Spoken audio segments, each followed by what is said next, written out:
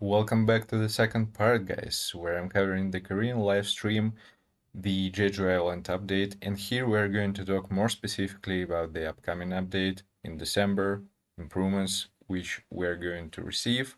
Just again, huge thanks to June for providing translations, massive shout out to Payne and Zaf for adding me in their conversation.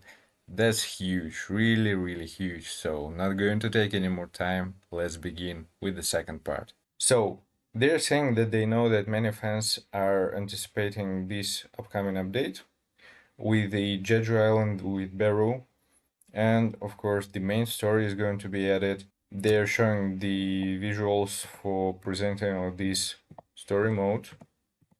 They're saying that this is going to be crazy and insane. It's going to be doable in terms of total power and so on. Well, at least the normal mode. So the question, are they going to make it really hard for the hard mode? It's a good question. They mentioned this is going to be really, really crazy, and they are doing something like that for the first time. So nothing pretty much similar hasn't been added before. They are showing like the gameplay, the moments of Beru, his attacks. They are looking pretty much good from the visual perspective, and this is really some kind of cool action moment. This is a lot, like really. Here they are mentioning that the level is going to be increased to level 100, as well as gate difficulty is going to be increased, the bond rewards and more activity funds are going to be added. Also, the new job change is going to be added for SJW. Yeah, they're going to provide a new ultimate for SJW with a shorter animation, because the animation of the current ultimate is a little bit long and annoying. It doesn't really deal a lot of damage, so it should be improved. And here they are showing a little bit of gameplay. Yeah, so it's a battle. It's going to be like army versus army for the job change. And now they're going to show the animation of the ultimate. Just a second. Here it is. Yeah, looks pretty much decent, you know? And they're also saying that this is going to provide just a huge amount of damage. So it should be way, way better than the current one. The next moment that they're mentioning is going to be actually Beru, the shadow which we're able to, yeah, summon. And he's going to be crazy. Like, for real. There is nothing the same now at the Beru is going to be. Just real quick, so he will have as a Shadow Authority 2 passives. He's going to increase attack and critical hit damage. That's huge. Also, they mentioned that in Manhwa originally Beru was able to heal, and he will have as well skills which are going to heal. So this is going to be just an ultimate shadow. But also, they acknowledge the thing about the other shadows. They don't really want to Beru like step over them really a lot, so we will be able to, yeah, increase levels of our shadows to the general level, and of course they will get some additional skills. So it's going to be, I believe, not one passive but two passives, and yeah, it will be, it will depend on the shadow individually, so we'll see it. This is going to be like a new mechanic for sure. Also, they mentioned that they're going to provide more rewards in terms of the materials to upgrade our shadows, so this is going to be a huge addition, because the process of leveling up our shadows is a little bit long, complicated, requires a lot of resources, but they're saying that overall they are going to provide us these resources. The next moment, which has been mentioned, so these are the challenge medals, and this is a system that they shown in the previous live stream. They want players who achieve some great milestones to actually show them off at some point. So this is going to be a cosmetics, just visual and pleasant one for people just to show what kind of goals they've been able to accomplish. And here the topic of the new upcoming blessing stones. They are huge, just insane. The new blessing stones are going to be crazy, at least from what they've mentioned and what we see here. So basically, we have two offensive and two survival, three survival blessing stones. These are really huge. So the first one, offensive, is going to increase attack accordingly to intelligence. Basically, this is actually an important one for the guild boss. Why? Because it requires some timings and some correct skill usage. So we're using a lot of points into intelligence. Of course, this way we're reducing attack. The devs mentioned that somewhere in the past the intelligence build was like one of really playable, and they want to actually bring it somehow alive. They're saying that they're they are not like 100% confident it is going to be like a new meta, but they hope that players will test things out and will find new interesting builds and some stuff like that.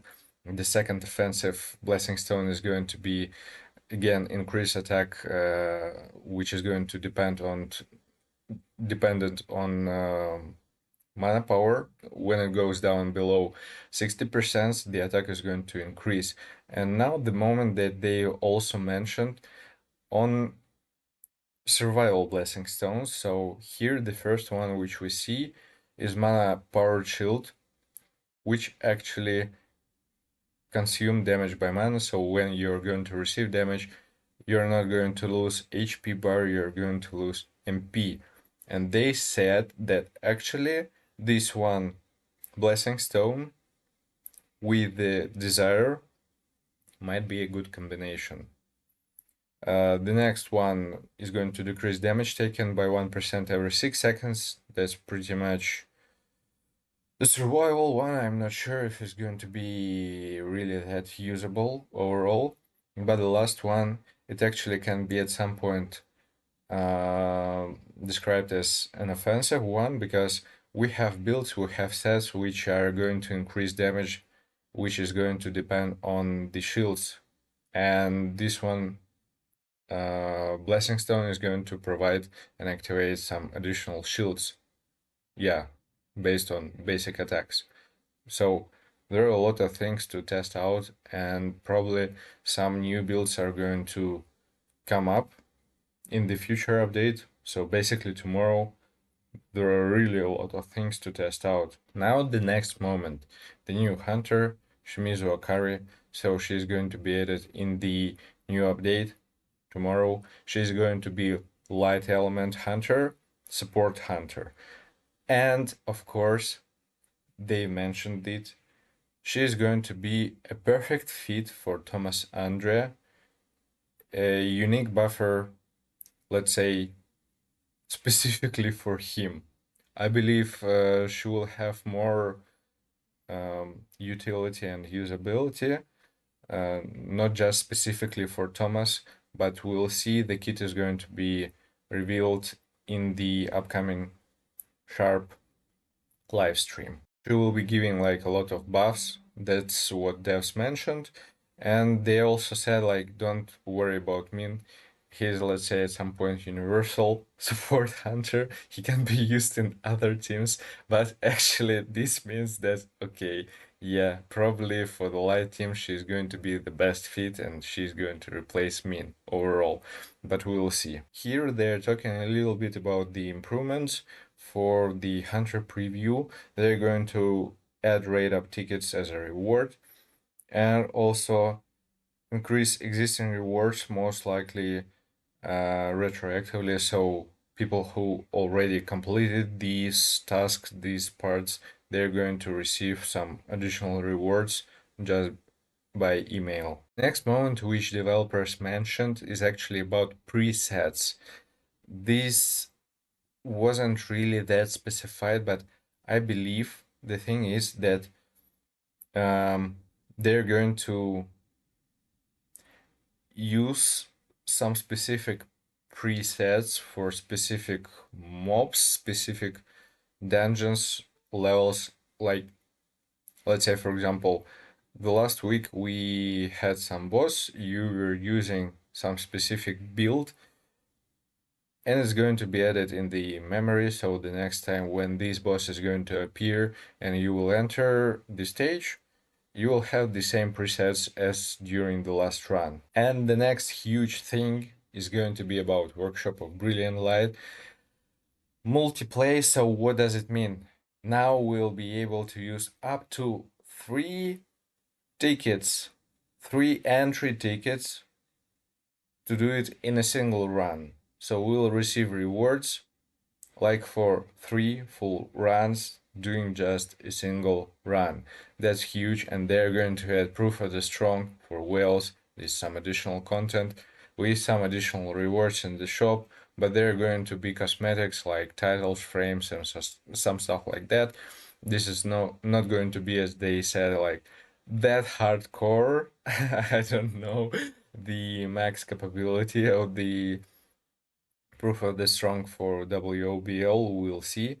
But this is going to be just specifically for whales, and yeah, that's really nice because some of guys who completed it at the very beginning, they made it completely easy. Maybe now they will have a little bit of struggles. We'll see and find out. Also, some additional rewards are going to be provided for people who are going to achieve level 20 proof of the strong in the Workshop of Brilliant Light. And the next part, the upcoming events, which are going to be released like from tomorrow, from the update holiday party event.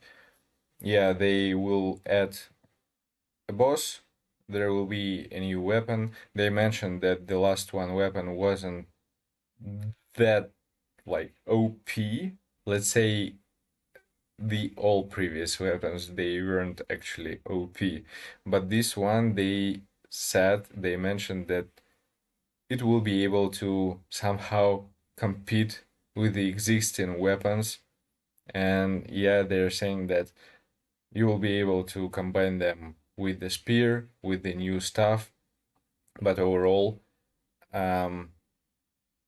this is a good addition in general for players, and especially for free-to-play players, because they're saying this is going to be a good weapon. We'll see how it will actually be.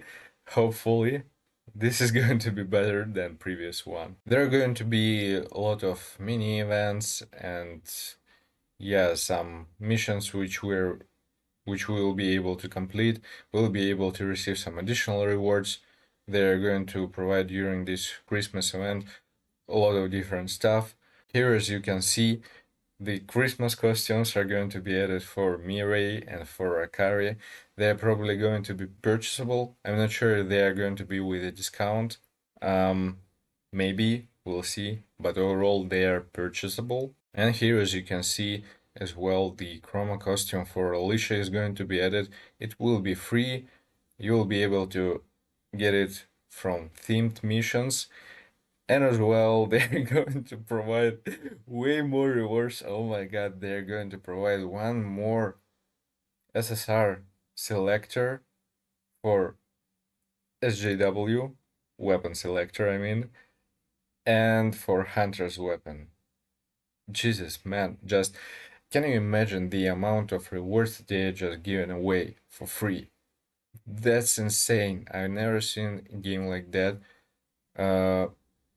We'll have like some additional rewards for the pre-registration for JEJU Island, where we will get the SR weapon for SJW, we'll get a costume, we'll get another weapon for the hunter as well selector, we'll get some more weapons, a lot of things just going on, and that's pretty much crazy. OMG.